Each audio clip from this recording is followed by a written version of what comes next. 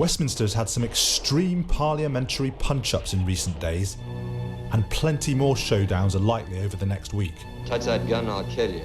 So just how crazy could Wild West Minster get? Did you want to see me?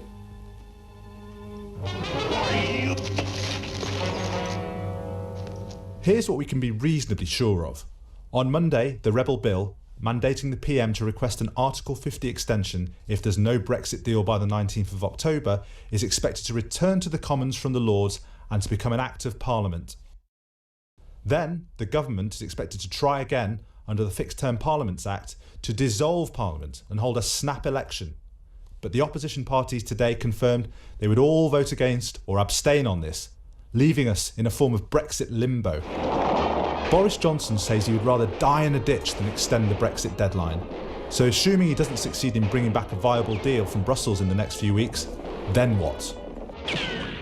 Some Brexiteers have suggested Boris Johnson could simply refuse to write a letter to the EU to request an extension on the 19th of October, despite being mandated to do so by the new law. If he chooses not to do that, I have no doubt there will be legal challenges, and the civil service would provide advice to the Prime Minister, I'm sure in that circumstance, that it was his responsibility to follow the law. But as an individual and as Prime Minister, he'd have to decide whether to follow that advice. Frustrated in dissolving Parliament under the Fixed Term Parliaments Act, could a desperate Boris Johnson try to break the deadlock by bringing a vote of no confidence in his own government? If he was successful in that, it would trigger a 14-day period in which somebody else could try to form a government, and if they were unable to do so, then there would be an election. But if he were to do that next week, that election would be right up against the 31st of October deadline for Article 50. And who would write the extension letter to the EU then? If we were in the middle of an election campaign and this bill had become an act, so the 19th of October was relevant, I think whoever was the incumbent Prime Minister at the time would be legally required to send the letter to the EU. There was a theory that he might vote no confidence in his own government, manage to get that through Parliament and recommend to the Queen that the official leader of the opposition should become Prime Minister, that then Jeremy Corbyn would be responsible for writing the letter to the EU.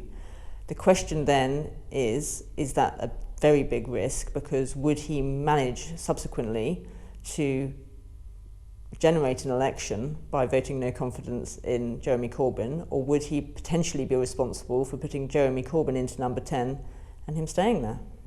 Another possibility that's been mooted is that Boris Johnson could respond to his predicament by simply resigning, walking away from Downing Street and leading the opposition to whoever took over.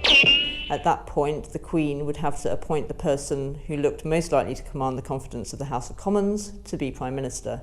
There's probably a strong presumption it would be the leader of the official opposition, but it would come down to a calculation of who could command confidence.